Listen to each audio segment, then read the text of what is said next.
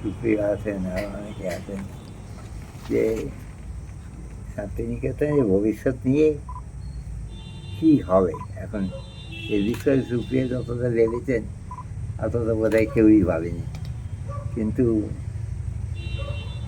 আমাদের একটা সমস্যা হচ্ছে যে আমাদের উপরে উপাচার্য হিসেবে যারা আসছেন তারা অনেক সময় ঠিক এটা এই তাদের পক্ষে উপযুক্ত এরকম বলা যাচ্ছে না।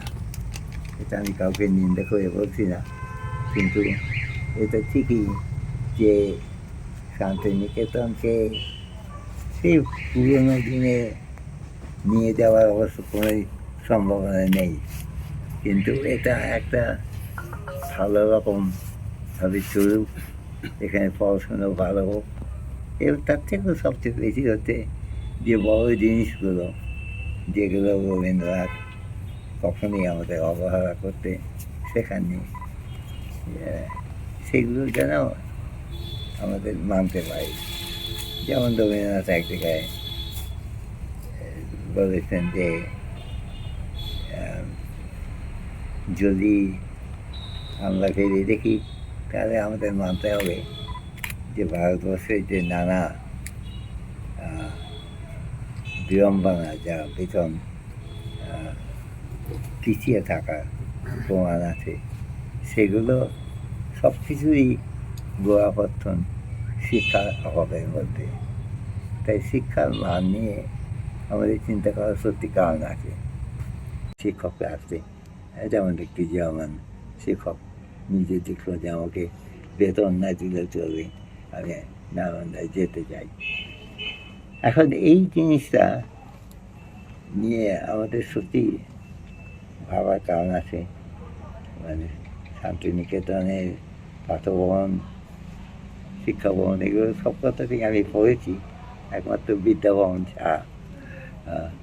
কিন্তু শিক্ষাভবন, পাঠভবনের মান উন্নতি করতে হলে কী করা উচিত এ নিয়ে অনেকেই চিন্তা ছিল। আমি জানি যে এখানে উপস্থিত তাদের মধ্যেও এটা অনেক সময় মাথায় ঘুরেছে। এটা একটা দিক। আরেকটা দিন শিক্ষার মান ছাড়াও আরও দুটো দিক বড়। একটা হচ্ছে ভারতবর্ষ একটা সাম্প্রদায়িকতার হাতে পড়বে, এটা আমরা চাই না। সে হিন্দু রাষ্ট্রই হোক বা মুসলমান নবাবই হোক অথবা খ্রিস্টান রাজত্বই হোক, আমাদের চাই যে সব জায়গা থেকে সব কিছু একসঙ্গে হতে পারে। এবং সেটা রবীন্দ্রনাথেরও খুবই ইচ্ছা ছিল, এবং সে নিয়ে তিনি কী করতে পারেন এই চিন্তা তার লেখায় বহু সময় আমরা দেখতে পাই।